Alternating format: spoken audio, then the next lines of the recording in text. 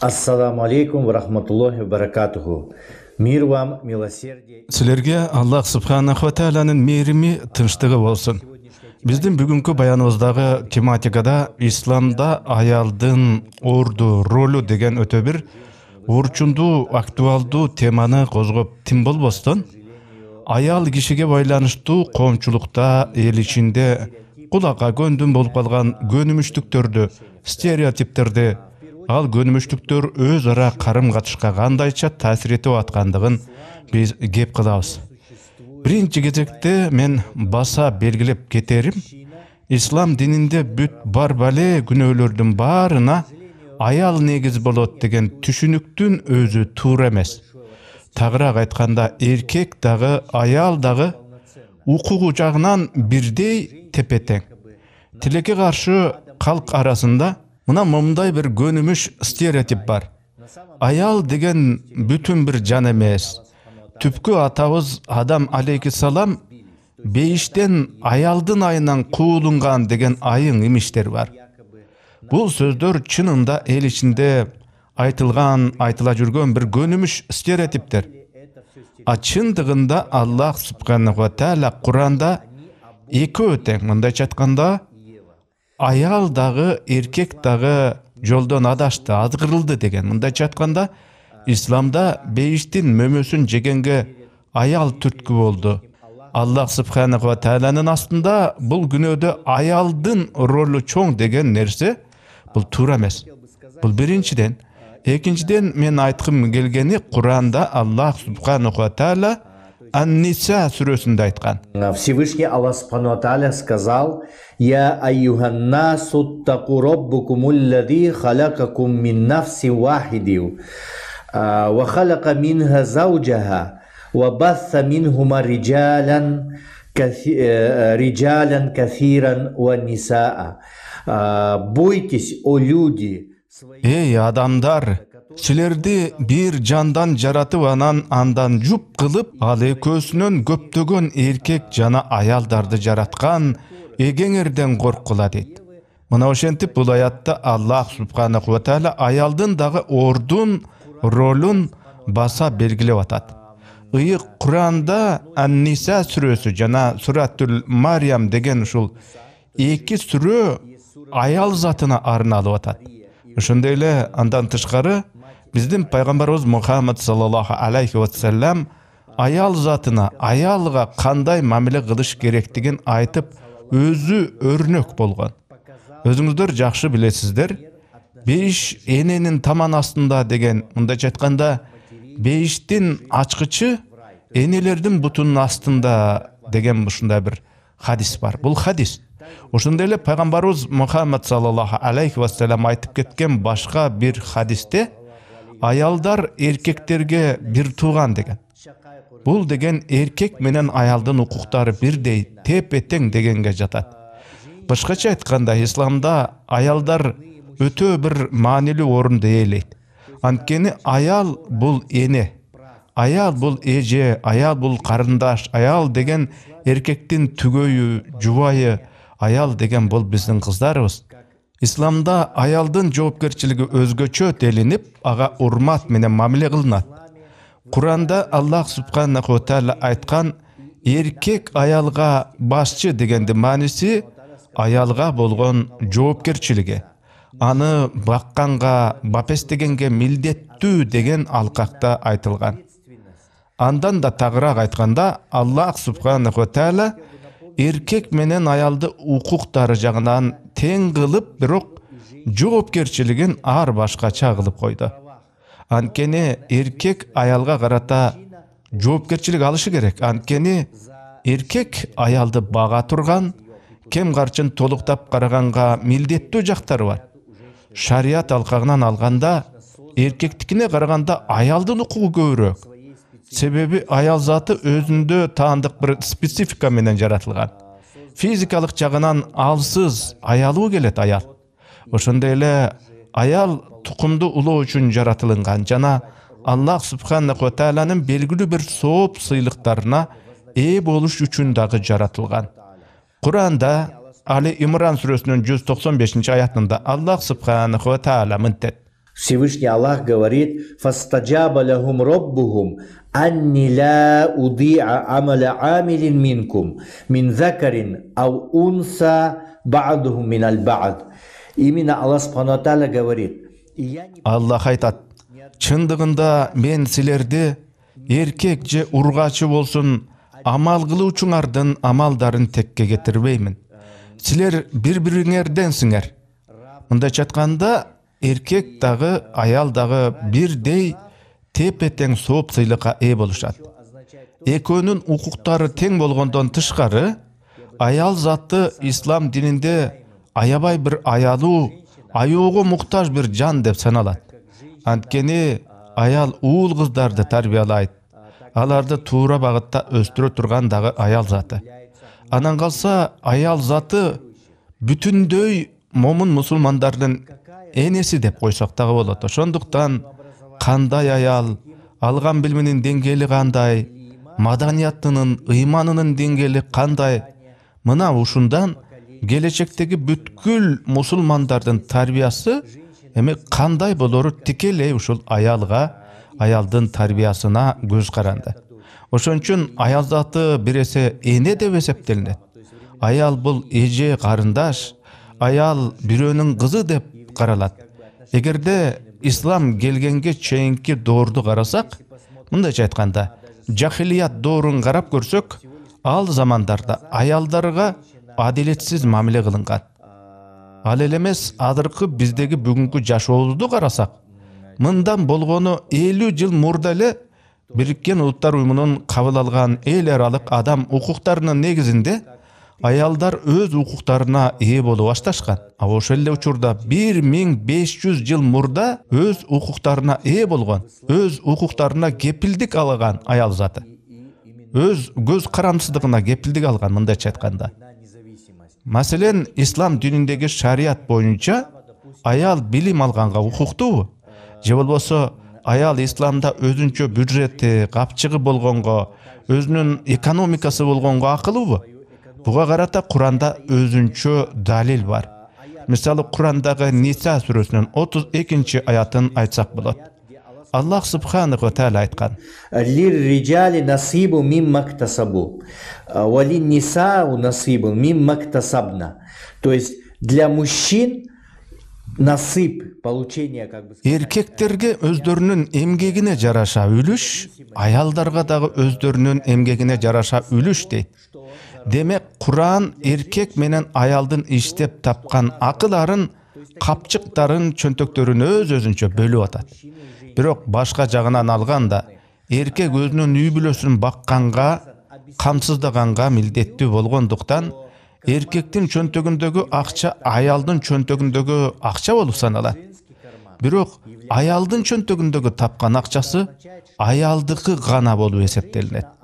Бул деген сөз, аял өзү иштеп тапкан акчасын эмнеге коротом, сарптайм десе, өзүнүн иши. Өзү каалагандай сарптоого акысы бар. А эркектин чөнтөгүндөгү иштеп тапкан акчасы өзүнүн жана бүт үй бүлө мүчөлөрүнүн дагы акысы болуп саналат.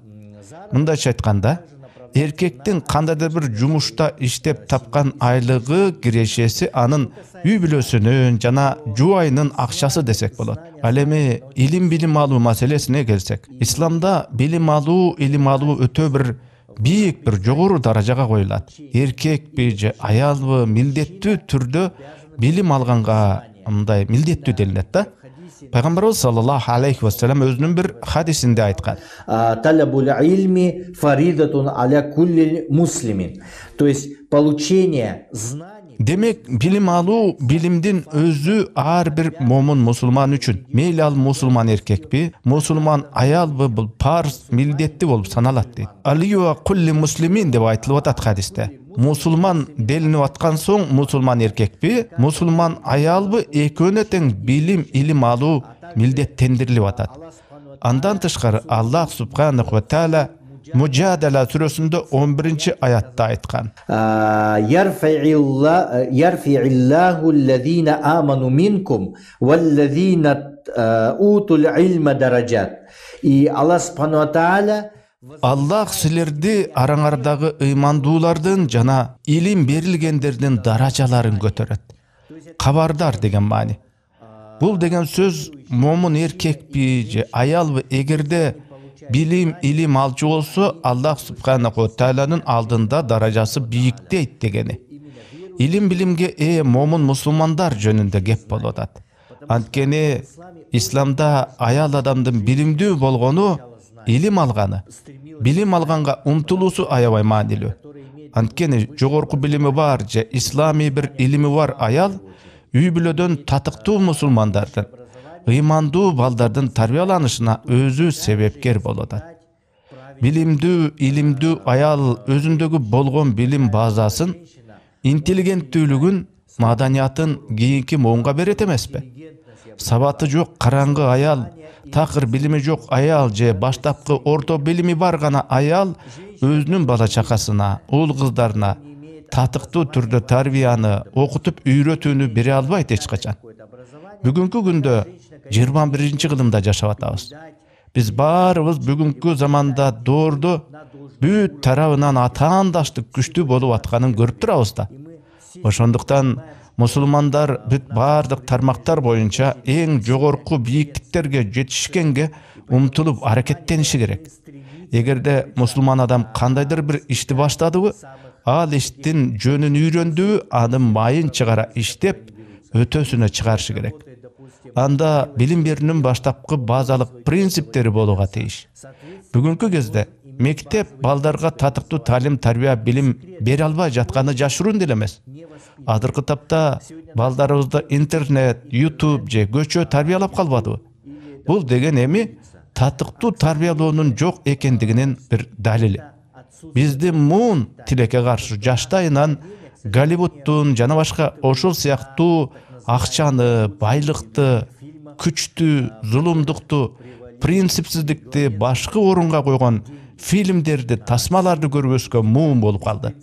Ошон үчүн бүгүнкү күндө көптөгөн үй бүлөлөрдө тарбиясыздыктын чоң бир кесепеттерин көрүп атабыз. Көпчүлүк үй бүлөлөрдө тилекке каршы балдар билим албастан, мектепке барбастан калышууда.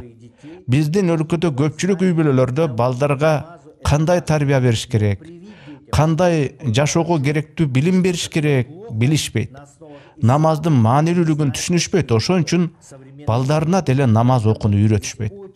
Исламдын негизинде жакшы эмне, жаман эмне экенин балдарга сиңирип тарбия берүүнү азыр дерлик эч ким билбейт. Ошон үчүн туугандар, бу жерде исламдын алкагында, ислам принциптеринин негизинде туура тарбия берүү деген нерсе аябай маанилүү. Балага туура багыт берип, анын тарбиясынын башатына туура пайдубал тургузуу өтө зарыл. Бүгүнкү биздин коомдо болуп жаткан чыныгы кырдаалдын өзөгүн, мазмунун карап көрчү болсок, пайгамбарыбыз саллаллаху алейхи вассаламдын bir aytkan hadisi var. Muhammed sallallahu aleyhi ve sellem сказал: "İza fasada ar-raculu fasadat mar'u ve iza fasadat mar'atu fasadat qawmu kullu." Если испортится мужчина, то Эгер эркек бузулса, анда аял бузулат. Аял бузулса, коом бузулат. Тилекке каршы бүгүнкү күндө карап көрсөк, кээ бир үй бүлөлөрдө диндин сырткы көрүнүшүнө, атрибутикасына гана маани берип калышканын көрүп атабыз. Бизде көптөгөн мусулман үй бүлөлөрүндө, сөзсүз түрдө үйлөрүндө Курандын аяттарын илип коюшат балдарга. Куран аяттарын телефондорунун мелодияларына жаңыртып үйгө коюп коюшат. Көчөлөрдө мусулмандарды карасаң, исламча саламдашып, ассаламу алейкум, ва алейкум салам дешет. Иншаллах, машаллах деп ушул сыяктуу сөздөрдү сүйлөшөт. Тышкы турпат исламды айгинелеп турат албетте. Бирок көпчүлүк мусулманбыз деген үй бүлөлөрдүн, тагыраак айтканда, жаш үй бүлөлөрдүн ички өзөгүндө исламдын накта мазмунун түшүнүшпөйт. Исламдын ички маанилерин туура түшүнүшүп жашоосунда практикалашпайт. Балдарды тарбиялоодо исламдын жыты да жок. Мусулманбыз деп коюп, жаш жубайлар 2 күндүн биринде урушуп, талашып, богоо сөздөрдү колдонуп тилдешет бири-бирин. Түгүл көпчүлүк мусулман үй бүлөлөрүндө аялды сабап, кордоолор болуп турат. Биздин пайгамбарыбыз Мухаммад саллаллаху алейхи ва салламдын бул өңүттө айткан бир хадиси бар. Анын мааниси мындай: өз жубайларыңарга кылган начар мамиледен корккула, анткени алар Аллахтын силерге убактылуу ишенип берилген аманаты дейт. Бул деген сөз биздин аялыбыз, жубайыбызды Аллах субханаху ва тааля убактылуу гана бизге сынап көрүү үчүн берди. Мындайча айтканда, жубайыбызды аман эсен бүтүн бойдон Аллахка кайтарып берүүбүз керек экен. Анан албетте Аллахтын аманатына татыктуу мамиле жасалууга тийиш туугандар. Үй бүлөдө эркек кишинин аялга, жубайына кандай мамиле кылыш керектигин пайгамбарыбыз Мухаммад саллаллаху алейхи ва саллям айтып өткөн. Акмалу муъминина иманан ахсанам хулука деген. Мааниси, момун мусулмандардын арасынан ыйманы мыктыларыңар өз жубайларына мыкты мамиле кылганыңар дейт. Тагыраак айтканда, кулк мүнөзү, адеп аклагы мыктыларыңар деп атат. Силердин мыктыларыңар өз жубайларына мыкты мамиле жасаганыңар деп баса белгиленип атат. Суроо: эмне себептен силердин адеп аклагы мыктыңар өз жубайларыңарга мыкты мамиле жасаганыңар деп айтылып атат берде? Кептин баары, биз эркектер көчөгө чыкканда, үйдөн сыртка чыккан кезде өзүбүздү башкача алып жүрөбүз. Мындайча айтканда, биз жылмаябыз, кээде жылмайгыбыз келбесе дагы эл көзүнө жадырап жайнайбыз.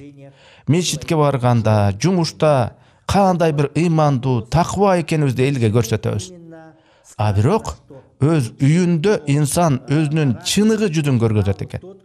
Мусулманмын деген киши үйүндө балким зулумдур, жеткен бир тирандыр, мүмкүн таквалыгын сырткы кийимине, койгон сакалына, кармаган теспесине гана чыгараттыр. Же балким чындыгында эле көчөдө гана эмес, үйүндө дагы мыкты адеп акылактын, жакшы кулк мүнөздүн ээлесидир. Кандай болгон күндө дагы инсандын, тагыраак айтканда, эркектин чыныгы, ыймандуулугу сыртта гана эмес, өз үйүнүн ичинде даана көрүнөт. Анын жубайына кылган мамилесинен, сүйлөгөн сөзүнөн, алака мамилесинен ачык байкалат. Бирок эми эч кимге деле сыр эмес да, кээде биз сыртта башкача жүрүп, өз үйүбүздө аялыбызга жакшы мамиле кылганды унутуп коебуз. Баарыбыз эмес, кээ бирөөлөрүбүз албетте. А бирок мындай алып карап көрсөк, эч кимибиз өз энелерибиздин кордолушун, зулумдук көрүшүн, таякталып сабалышын каалабайбыз да. Аларга адилетсиз мамиле кылышын, сөгүнүп, сагылып, жаман богоо сөздөр айтылуусун эч кимибиз каалабайбыз энелерибизге. Бирок ошол эле кезде кээ бир эркектер өзүнүн жубайына өтө эле адилетсиз, корс, орой мамиле кылышат. Алар балдарынын энеси экенин түшүнүшпөйт, элес алышпайт, маани беришпейт. Ошон үчүн кайсы бир эжелерге же карындаштарга кандайдыр бир мамиле жасаарда, ошолордун ордуна өзүбүздүн энекелерди, эже карындаштарды, кыздарыбызды элестетип, ошолорго кандай мамиле жасамакпыз, так ошондой урмат менен, урматсый менен мамиле жасаганды үйрөнүүгө тийишпиз.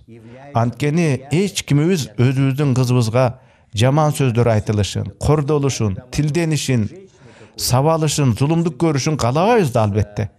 Эч бир ата-эне өз кызына мындайды каалабайт. Эмне үчүн биз башка аял затына, кыздарга такыр башкача мамиле жасайбыз? Чындап келгенде, эркектердин көпчүлүгү аялдарга кылып жүргөн зулумдук, адилетсиз мамиле исламга такыр эле тиешеси жок. Биздин терс мамилелерибиз исламда жок нерселер.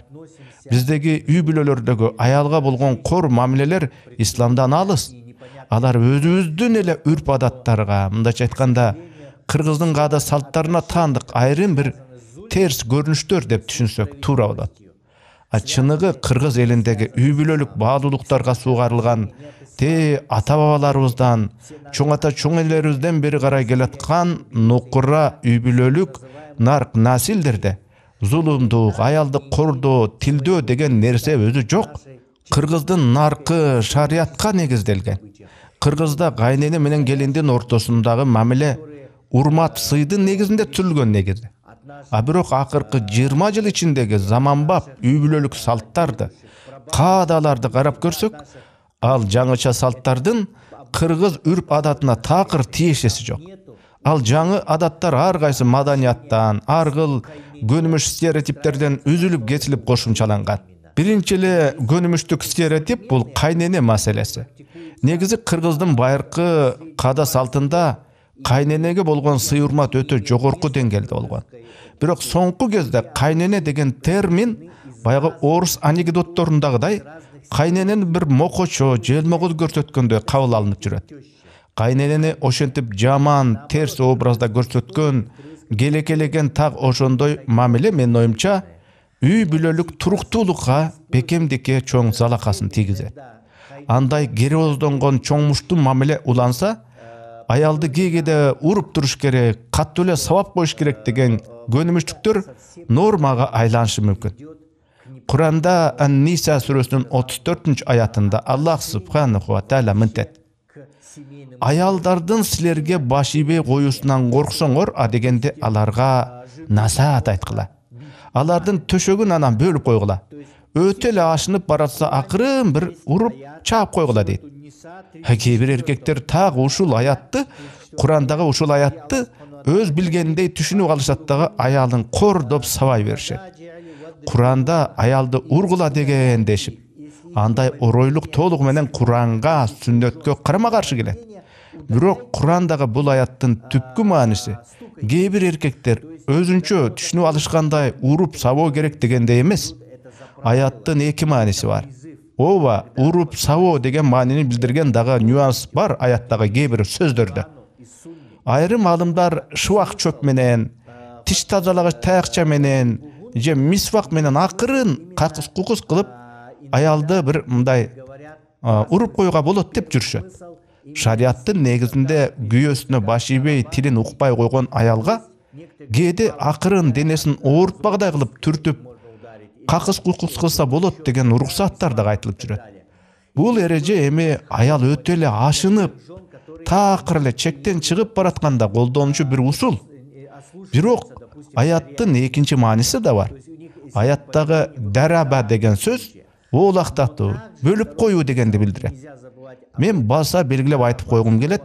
Исламдын чыныгы маданияты, эрежелери орногон үй бүлөлөрдө эркек эч качан аялына кол көтөрбөйт, урбайт. Эми үй бүлө болгондон кийин баарыбыз эле кээде түшүнүшө албай, гер-мур айтышып чатакташкан учурлар болуп калат. Акыйлашмайлар, таарыныштар болуп калат кээде. Бирок исламдын чыныгы мазмуну менен жашаган, жогорку исламий маданият менен жашаган мусулман үй бүлөлөрүндө түгөйлөрдүн ортосунда чыр-чатак болуп кеткенде, эркек тек гана унчукпай жубайынан убактылуу оолактайт. Эркек аялга теңелип, жаакташып, коршулдабайт. Андай кездерде акырын гана жубайына дүкөнгө барып келчи, базарга барып келчи, же апаңдын үйүнө барып кабар алып келчи деп ушинтип, албуттанып турган аялын оолактатуунун жолун издейт.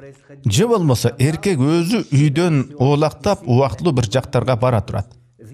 Мына ушундай үй бүлөлүк тартип илгери советтик замандарда дагы ушундай бир колдонулар эле.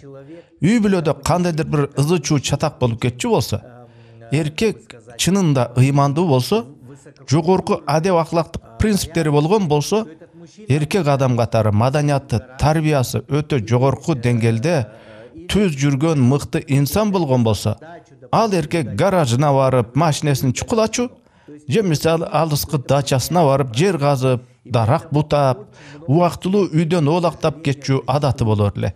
Же болбосо жубайын үйдөн алыстатуунун бир ыгын тапчу. Эркек менен аялдын чатагын ырбатып ийбөөнүн, мамилелердин курчуп таталдашып кетмөөнүн жолдору бар эле.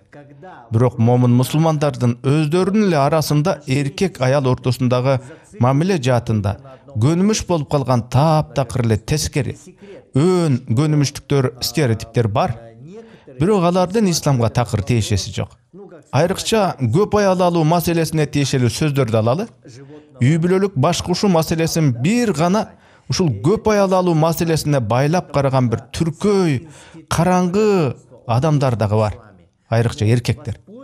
эми чындап келгенде көпчүлүк мусулманбыз деген адамдар көп аял алуу деген нерсени өздөрүнүн жеке напсилеринин алкагынан, мындайча айтканда, инсандын түпкү бир айвандык бир табиятынын өңүтүнөн карашат. Бул өтө деле туура эмес. Себеби көп аял алуу институту дээринде исламда албетте бар, бирок көп аял алуу муктаждыгы ислам шарты боюнча сейрек бир өзгөчө учурларда гана колдонулат. Анткени аял эркектин баш кошуу маселесинин түпкү башатында негизи бир эле аял алуу норма. Куранда Аллах субханаху ва тааля айтып атат: "Силерди бир жандан, рухтан жаратып, андан жуп кылып, ал экөөсүнөн көптөгөн эркек жана аялдарды жараттык" деп атат.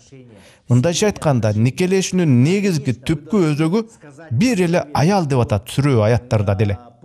Бирок бирден көп аял алуу маселесинде эгер эркек канча аял алса ошолорго чындап адилеттүү калыс боло аларынан коркпосо дейт. Эгер адилеттүү боло албай калам деп корксо, анда эркек бир аял алуу менен чектелиши керек, бүттү. Бул анык так эреже. Тилекке каршы биздин коомдо көп аял алуу боюнча көптөгөн жомок стереотиптер үй бүлөлүк мамилелерге терс таасирин кедергисин тийгизет албетте. Ал гана эмес, биз болгон нерсени болгондой ачык айтышыбыз керек. Коронавирус күчөп турган чактарда элдин баары үйлөрүндө карантин тартибинде отуруп калган кездерде аялдарга карата зомбулук, уруп сабоо күчөгөн. Бирок зомбулук, арак шарап, алкоголь ичкен үй бүлөлөрдө катталганы байкалган. Демек, аялды уруп сабоо фактылары светтик жашоо кечирген үй бүлөлөргө таандык деп айтсак туура болот. Бүгүнкү күндө үй бүлө институту жалпысынан Кыргызстанда аябай бир талкаланган кейипте, жан кейтерлик кризис абалда экенин ачык айтышыбыз керек. Статистика боюнча алсак, 2017-18 жылдарда баш кошкон, ошол эле учурда ажырашкан көрүнүштөрдүн көрсөткүчтөрү бип-бирдей болгон. Демек, биздин бүгүнкү мезгилдерде ажырашуулар аябай көп болуп атыптыр. Ажырашуулардын себептери да көп. Биринчи кезекте үйлөнмөкчү болуп аткан эркектердин, жигиттердин үй бүлө курууда өзүнө моралдык жана материалдык жоопкерчилик алууга даяр эместиги. Андан тышкары дагы бир маанилүү себептердин бири жаш үй бүлөлөргө сырттан болгон кийлигишүүлөрдүн, шыкактоолордун айынан 2 жаш ажырашып кеткен көрүнүштөр аябай көп. Тагыраак айтканда, эркек тараптын же жубайы тараптын ата-энелери жаш үй бүлөнүн ички маселелерине кийлигишип, аны кылба, муну кылба деп бүт баарына кийлигише беришип, баш кошкон жаштар акыры ажырашып тынышууда. Биздин пайгамбарыбыз Мухаммад саллаллаху алейхи вассалам айткан: Наш пророк Мухаммад саллаллаху алейхи вассалам сказал: "Куллюкум раи, ва куллюкум мас'улун ан раиятихи". Каждый из вас есть. Силердин ар кимиңер койчусуңар. Ар бир койчу өзүнө ишенилип берилген короодогу койлорго жоопкерчиликтүү. Президентпи, саясий ишмерби, мамлекеттик чиновникпи өзү башкарган элге, жамаатка, ал эми эркек өзүнүн бүтүндөй үй бүлөсү үчүн, алган жары, бала чака, уул кыздары үчүн жоопкер. Ошол эле кезде аял дагы үйдөгү өзүнө таандык нерселерге жоопкер. Үйдөгү иштерге, тамак ашка, үй жыйнамайга дегендей. Анан бу жерде эң башкысы бала чаканын туура тарбияланышы өтө маанилүү. Тарбиялаганда да жубайларыбыз ыйманы бар, таква болушу өтө орчунду. Анткени биздин пайгамбарыбыз Мухаммад саллаллаху алейхи вассаламдын мына мынтип айтканы бар: бул жашоо, бул дүйнө убактылуу. Өтчү кетчү убактылуу дүйнө бул. Ушул убактылуу жашоодо таква, ыймандуу, жубайлуу болгонуң эң бул мыкты деген. Эми баарыбыз көрүп билбеле жүрөбүз го. Бул утурумдук жашоодогу адамдын бактысыздыгы көп учурда бактысыз нике болот. Кээде эркектин терс жактары, кээде аялдын терс жактары бактысыздыкка себеп болот. Үй бүлөдө, үй бүлөлүк жашоодо бакыттын болушу аябай маанилүү. Үй бүлөлүк бактылуулук деген эмне? Үй бүлөдөгү бакыт деген күйөөсү менен аялдын ортосундагы өз ара урмат, сый мамиле, сүйүү, ынактык болсо, анда бул үй бүлөнү ырасын деле бактылуу үй бүлө дешке болот. Ошондуктан бактылуулуктун башаты жакшы мамиледен башталат. Үй бүлө куруп, баш кошордо жанагыдай туура эмес имиш стереотиптерди ары ыргытыш керек. Үй бүлөнүн бактылуу жашашына, балдарды туура нукта тарбиялануусуна бөгөт болчу, тоскоолдук кылчу шарттарды, эл ичинде сөз болуп жүргөн терс адаттардан, каадалардан, жөрөлгөлөрдөн оолак болгон дурус. Биз бүгүнкү күндө деги эле ушул никелешүү, баш кошуу институтуна болгон мамилени түп тамырынан карап чыгып өзгөртүүбүз зарыл. Тууган туушкандар менен болгон мамиле алаканы, коомдук мамилелерди жакшылап карап чыгып, ага мамилени оңдоп түздөшүбүз керек. Анткени чындап келгенде, соңку мезгилдерде биз исламий баалуулуктарды, кыргыздын нарк насилин баалуулуктарын жоготуп алдык. Себеби бүгүнкү күндөгү үй бүлө деген өзү эмне деген суроого жооп бериш кыйын болуп калды. Азыркы учурдун үй бүлөлүк институту өзү эмнеден, кантип, кандай баалуулуктардан, кандай негиздерден куралары түшүнүксүз болуп баратат. Ушуларды эске алганда биз үй бүлө куруу маселесинде Куранга жана сүннөткө, исламга, шариатка негизделген пайдубалга маани берүүбүз керек болууда. Так мына ушул маселеде дагы көйгөй бар. Тагыраак айтканда, исламдын чыныгы өзөгү бурмаланып, өзгөртүлүп эле кээ бирөөлөр жеке өздөрүнүн көз караштарын, ой пикирлерин исламдыкы сыяктуу көрсөтүп, исламдын түпкү накта баалуулуктары унутулган, бурмалоого туш болгон көрүнүштөр болуп жатат. Эгерде Куран жана исламды так өзүндөй эмес бурмалап, өзгөртүп чечмеленсе, албетте диндин өзөгүнө бул каттуу доо кетирет. Кескин өзгөрүүгө дуушар кылат. Исламда аял заты билим алууга болгон укугу чектелсе, өзүн өзү өнүктүрүү жагы, карьералык жагынан өнүгүү укуктары чектелген болсо аялда, исламий өңүттөн мисалы аял киши экономикалык, финансылык жактан өз мүмкүнчүлүктөрүнө ээ боло албаса, өз капчыгына өзү ээ болбосо, бул демек исламдын накта өзөгүн бурмалап салууга жатат. Исламдагы аялдын укугу четте калып эле, аял маселеси десе эле, көп аял алыш керек, албаш керек, аялды сабаш керек, сабабаш керек деген бир өтө бир пас, төмөн көз караштын чегинен караган, өзүн мусулманбыз деп эсептеген адамдардын мындай мамилеси өтө туура эмес. А болбосо биздин пайгамбарыбыз Мухаммад саллаллаху алейхи ва саллям өз жубайларына кандай мамиле кылган карап көргүлөчү. Ал кандай күйөө болгон, кандай ата болгон бир талдап көргүлө. Пайгамбарыбыз саллаллаху алейхи ва салламдын каза болордогу эң акыркы керези, насааты өз жубайларыңарга адилеттүү мамиле кылгыла. Аларды аяр, коргоп, этият мамиле жасагыла деген эмеспи?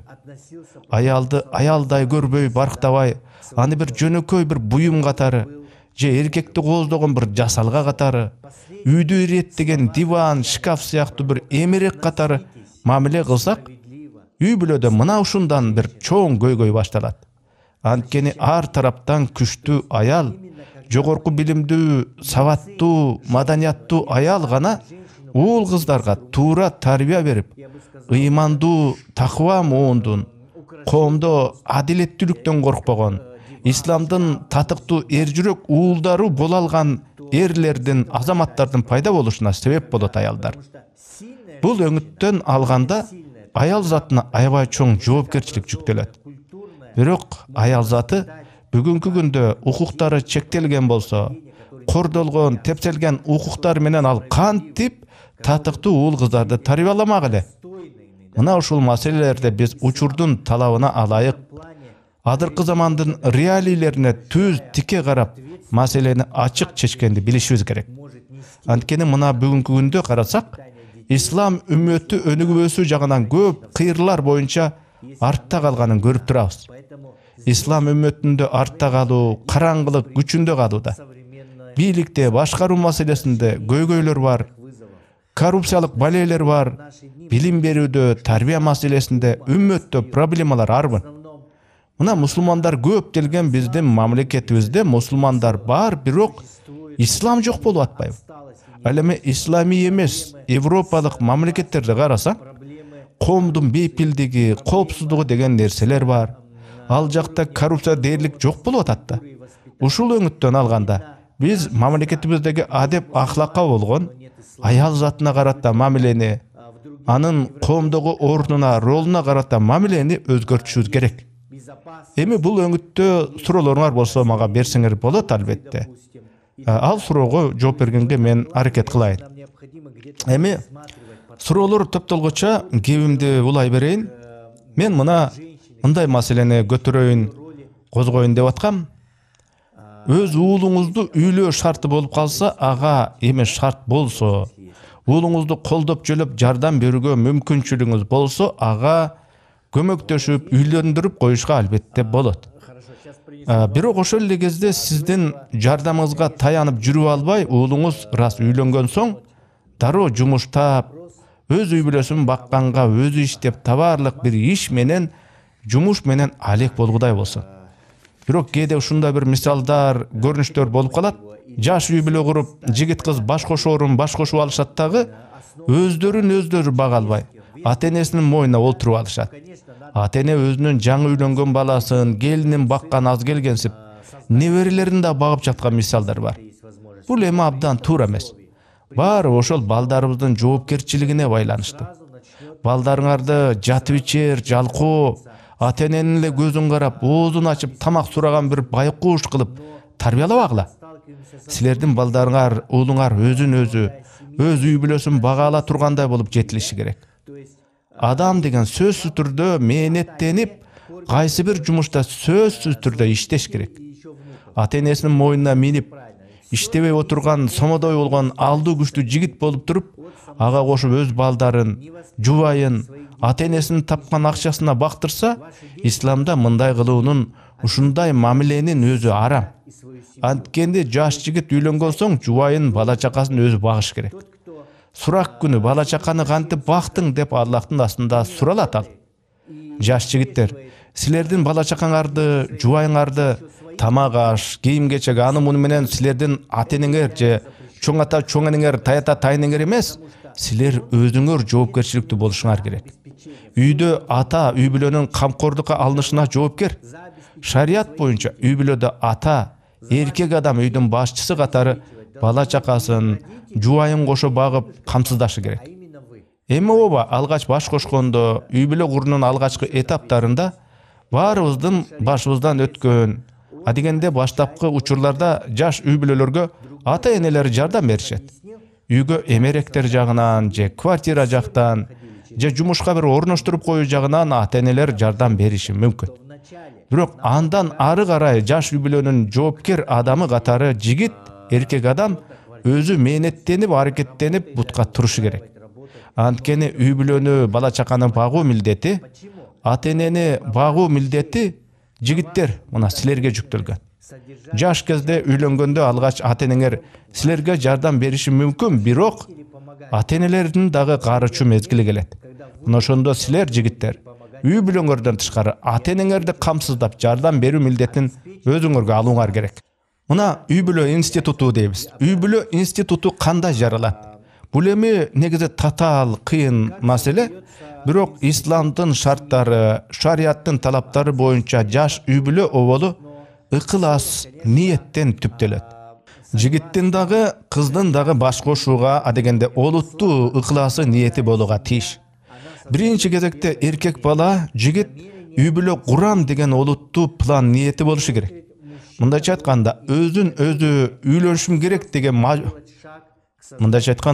үйлөнүшүм керек деп мажбурлабаш керек, зордобош керек.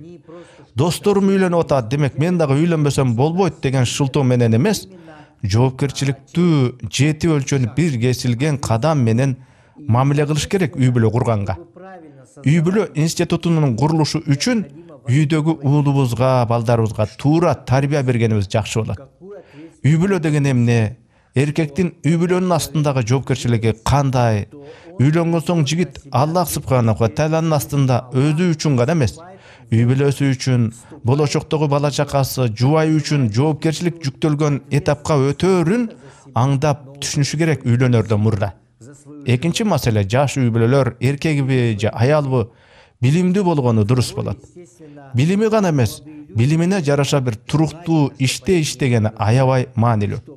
Айрыкча жигит адам үй бүлөдө ата болгондуктан анын ишенген бир туруктуу киреше тапчу иши, жумушу болуш керек. Эми жашоодо ар кандай да жигит эрте үйлөнгөн болсо баары бир үй бүлөсүн багууга туура келет, акча табыш керек болот. Эгерде эркектин билими жок болсо, эң төмөнкү киреше тапчу жумуштарда иштөөгө туура келерин көрүп жүрөбүз. Же өмүр бою кара жумуштарда иштеп үй бүлөсүн багышы керек болот. Азырынча жаш кезиңерде мыкты билим алып алганга аракеттенгиле. Анткени жакшы мыкты билим, жакшы кесип болсо, үй бүлөңөрдү татыктуу бакканга мүмкүнчүлүк чоң болот. Кезинде мыкты билим алган болсоңор, мыкты кесипке ээ болгон болсоңор, ошол билимиңер, кесибиңер аркылуу Аллах субханаху ва тааля силерге мол ырыскы берет. Силерге Аллахтын ырыскысын бере турган себеп жакшы кесип, жакшы билим болуп калат. Эгер инсанда билими жок, мыкты кесиби болбосо, көп акча табуу мүмкүнчүлүгү дагы аз болот. Акча иштеп тапса да өтө аз табышы мүмкүн. Өмүр бою ошол ыргак улана бериши да күмөн. Такыр акча тартыш болуп, муктаж катмарга, кембагал катмарга кошулуп калышы мүмкүн жигит. Кедейлик эми уяла турган деле нерсе эмес негизи. Бирок ислам өңүтү менен алсак, эгер инсан жалкоолонуп иштебесе, акча тапканга аракеттенип умтулбаса, ошондайынан кембагал болсо, бул албетте сынга алынчу көрүнүш. Эми адам деген жалкоо болбой иштеш керек да. Инсан жумуш кылгандан эринсе, анан ошондайынан жашоосу оорлоп кембагал болсо, кембагалчылыктан адам ар кыл жаман күнөө иштерге барышы толук мүмкүн. Ошондуктан адам деген кембагалчылыктан оолак болуп, мээнеткеч болгонго тырышуубуз керек. Эми канча мээнеттенип иштесеңиз дагы балдарыңыздын билим берүүсүнө жетишерлик акча таппай аткан болсоңуз, бул кембагалчылыкты эми туура эле түшүнсө болот. Же канча тырышып иштеп акча тапканыңыз менен тапкан акчаңыз бала чакаңызды тиешелүү түрдө кийиндиргенге жетпей атса, бул кембагалчылыкты дагы түшүнсө болот. Ошон үчүн жаш үйлөнө элек бойдок жигиттерге менин кеңешим, адегенде билим алгыла, жакшы кесиптин ээси болгула, бир жерде туруктуу иштеп акча тапкыла. Мына ушундан кийин гана үй бүлө куруу маселесин ойлосоңор туура болот. Исламий түшүнүк менен айтсак, оболу тадбир маселесин чечиш керек. Тадбир деген адегенде колдон келген аракеттин бүт баарын жасоо дегендик. Тадбир кылынып болгон соң анан таваккул, мындайча айтканда, тобокелчилик кылгандан кийин Аллах субханаху ва тааляга таяныш туура болот. Балдарды кантип туура тарбиялайбыз деген өтө туура суроо, туура маселе. Чындап келгенде бул аябай эле оор татаал маселе. Буга эми 5 мүнөттүн ичинде жооп бере салыш мүмкүн эмес. Балдардын тарбияланышынын башаты эненин тарбиясынан башталат.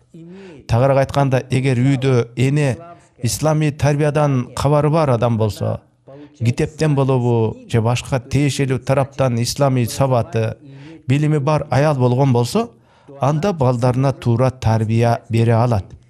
Эгер үйдө аял момун мусулман болуу эсептелингени менен билими жок болсо, сабатсыз, караңгы болсо, түшүнүгү тайкы болсо, балдарды татыктуу тарбиялай албайт. Балдарды тарбиялоо деген эмне өзү? Бала тарбиялоо деген бул өзүңүздүн жүрүм-турум адеп аклагыңыз. Эгерде сиз үйдө балдарыңызга могу туура, тигил туура эмес деп акыл үйрөтөрүн үйрөтүп, бирок өзүңүз ошол сүйлөгөнүңүздү өзүңүз аткарбасаңыз, бул деген балдарды тарбиялоо дегендикке кирбейт. Андай тарбиялоодон оң натыйжа болбойт. Эгер сиз эне болуп туруп, балаңызга ар дайыма туура сүйлө, калпайтпагын деп насаат айтып, анан телефон чалынганда үйдө жолдошуңуз болсо деле балаңызга жок деп айтып кой деп жалган айтсаңыз, балаңыз ошол калпыңызды угуп көрүп турат да. Балдарыңызды мынтип тарбиялоонун пайнабы болбойт. Тескерисинче, ооз жүзүндө эле айта бербей, сиз эне катары күйөөңөр экөөңөр балдарыңарга өзүңөрдүн жүрүш-туруш, сөзүңөр, кыймыл-аракетиңер менен балдарга өрнөк үлгү болушуңар керек. Өзүңөр ата-эне иретинде өрнөк болуп, туура иштерди жасоодо балдарга үлгү болсоңор, ошондо туура тарбия берген болосуңар. Экинчи маанилүү маселе, балдарыңарга тарбиянын башатында исламдын түпкү пайдубалын, өзөгүн орнотуу. Ал кандай болот? Биринчи кезекте балдарды Кудайга, Аллах субханаху ва тааlanın барлыгына ишендирүү зарылчылыгы. Кинолордогу, мультфильмдердеги супергеройлорго, ар кыл фантазиялык каармандарга Жөргөмүш баатыр, Супермен сыяктуу нерселер сактап калат деп тарбиялабай, бизди Аллах коргойт. Бизге Аллах рызкы берет. Аллахтан гана суранып тиренишибиз керек деген өзөктү аларга сиңириш керек. Мындайча айтканда, эң биринчи кезекте ыймандын алгачкы негизин Аллахтын бирөө экенин аларга насаат кылып жеткирип бериш керек.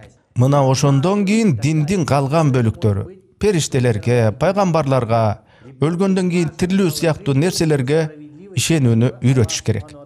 Бирок эң негизгиси Аллах субханаху ва тааlanın наристенин, баланын табиятына, дээрине салып койгон адилеттүүлүккө, чындыкка умтулган сезимди андан ары карай өрчүтүүнү колдоп жөлөп балага туура тарбия бериш керек.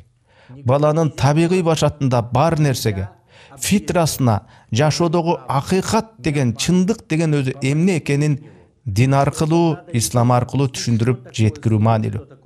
Тагыраак айтканда, чындык деген эмне? Чындыкты айткын, алдабагын, гыйбат кылбагын, ушактабагын, калыс сөздүү болгун, айлана тегеректеги алсыздарга жардам бергин деп балага жакшы эмне, жаман эмне жетик тил менен түшүндүрүү зарыл. Адал деген эмне, арам деген эмне аны жеткириш керек балдарга. Туура тарбия мына ушундан башталат. Муктаждарга жардам бер, жардамга муктаж болуп аткандарга кайдыгер болбо деп мына ушундайча тарбия берүү эң туура. Анан эң жакшысы кээ бир үй бүлөлөр уул кыздарын менен чогуу жетим балдар үйлөрүнө барышат. Ошо балдар өз колдору менен момпосу, шоколадын болобу, өзү топтогон тыйын тыпырын болобу, ошол балдар үйүндөгү балдарга бергени мына ошонун өзү чоң бир таасирдүү тарбия. Мээримдүүлүккө, боорукердикке карай тарбия деген ушул. Бул аябай маанилүү нерсе. Тарбия мына ушундай нерселерден башталат. Бирок эң башкысы үйдө эне балдарга эмнени үйрөтүп жатканын так билгени өтө маанилүү. Эң ириде эне өзү татыктуу ислами билим алып, ошону өзү дагы иш жүзүндө балдардын көзүнчө көрсөтүп, балдарга өзү өрнөк болушу керек. Анан мага мындай дагы бир кат келиптир. Бир мусулман тууганыбыз жазыптыр. Аялымдын башка эркектер менен жазышканын телефондон байкап калдым. Анан биз айылга көчүп кеттик. Айылга барганда деле жубайым эркектер менен жазышканын койбоду. Анан мен телефонун андан алып койдум. Мындан ары кандай кылам, кеңеш бериңиз дептир. Эми мындай да. Эркектер сыяктуу эле аялдар дагы ар кыл болот. Эркектердин арасында дагы, аялдардын арасында дагы эми мындай жумшагыраак тил менен айтканда, адеп ахлагы жакшы эместери болот. Өз ички ойлору менен, көз караштары менен аялдар күйөөсүнө, күйөөлөр аялдарына көзүнө чөп салган жоруктары болушу мүмкүн. Эми мен мындайча түшүндүрөт элем да. Кызганыч бул бар нерсе. Кызгануу деген сезимди Аллах берген бизге. Аябай каттуу кызгануу, чектен ашуу бул шайтандан бирок. Айталы мисалы, шектенет, кызганат деселе эркекпи, аялбы өзүнүн түгөйүн майда барат эле бир болбогон себептерди таап ашкере кызгана берсе, бул дагы шайтандан. Анткени чектен чыккан кызганыч үй бүлөнү бузат. Эркек менен аялдын ортосундагы алаканы, жылуулукту бүлүнтөт.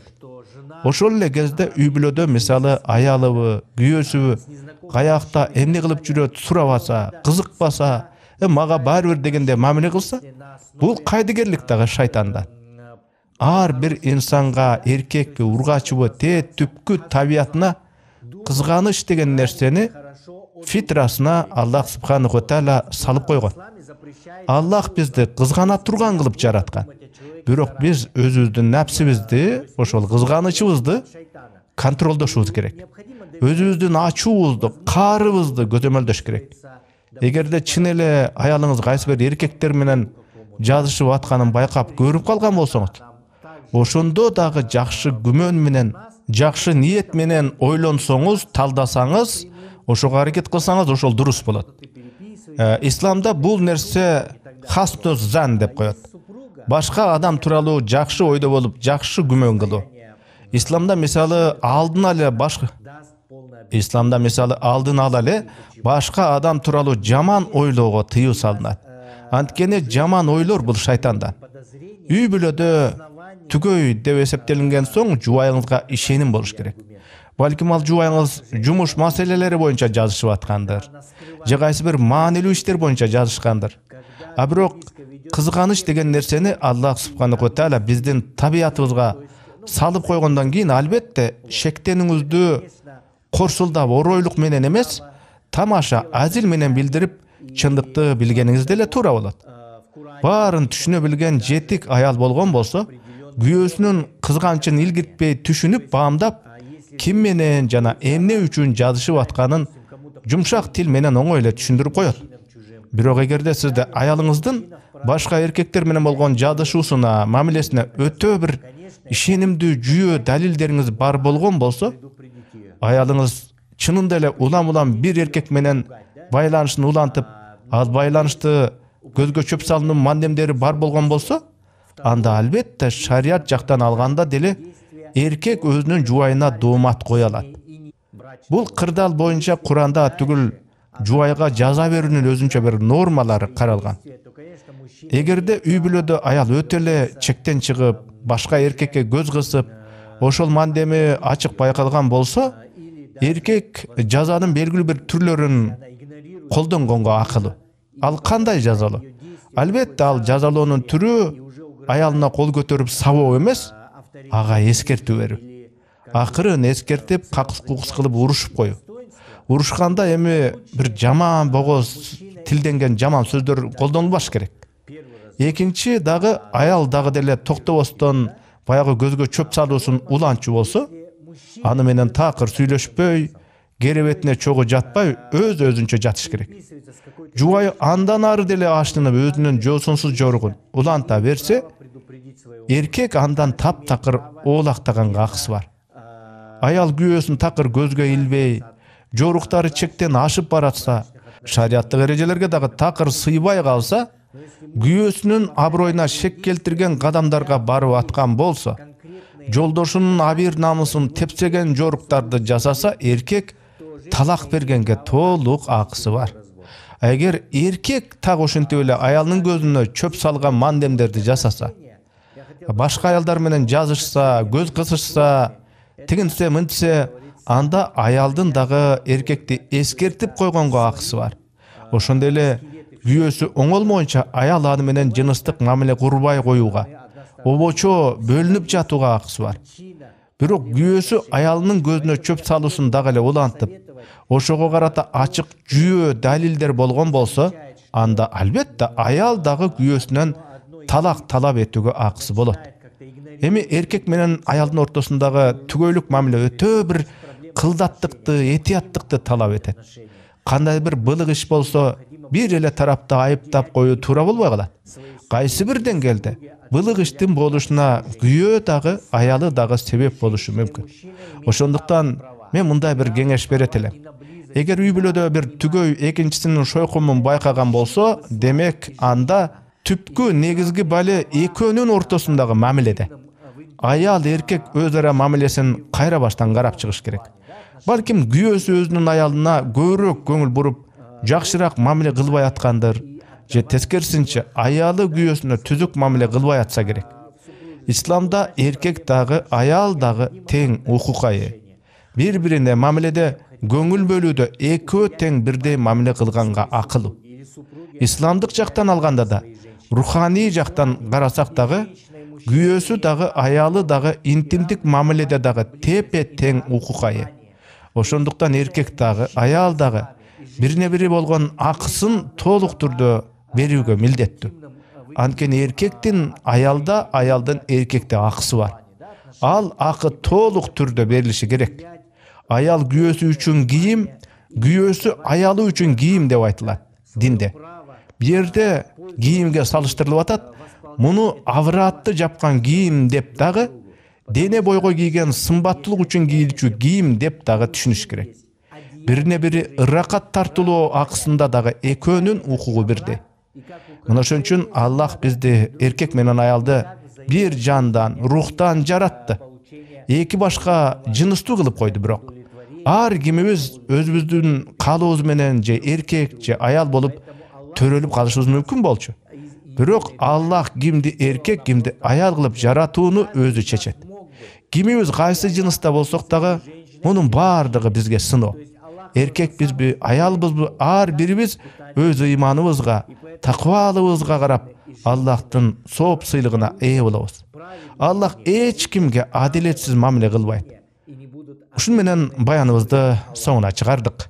На этом мы завершаем. Ассаламу алейкум ва рахматуллахи ва баракатуху. Рахмат. Урматтуу туугандар, бул видео интернет аламында канча убакыт турбасын, аны канчалаган адамдар көргөн сайын ушул видеонун чыгышына себеп болгон, аны каржылагандар үзгүлтүксүз соопко ээ болушат. Биздин YouTube каналдын жамааты өзүбүздүн катталуучуларыбызга Аллахтын динин ушинтип кыргызчага которуп элге жеткизген сооптуу иштерге бирге катышууга чакырып, садака жарыяларды чогуу жасашууга үндөйт. Бул сыяктуу видеолордон түшкөн каржы башка тилдерден көз майды коротуп которгон, аны аудиолоштуруп окуган, видеолоштуруп иреттештирип мээнеттенген жамааттын иши үчүн ыйгарылат. Аллах кимге кааласа соопту көбөйтүп берет. Чындыгында Аллах баарын камтуучу, билүүчү.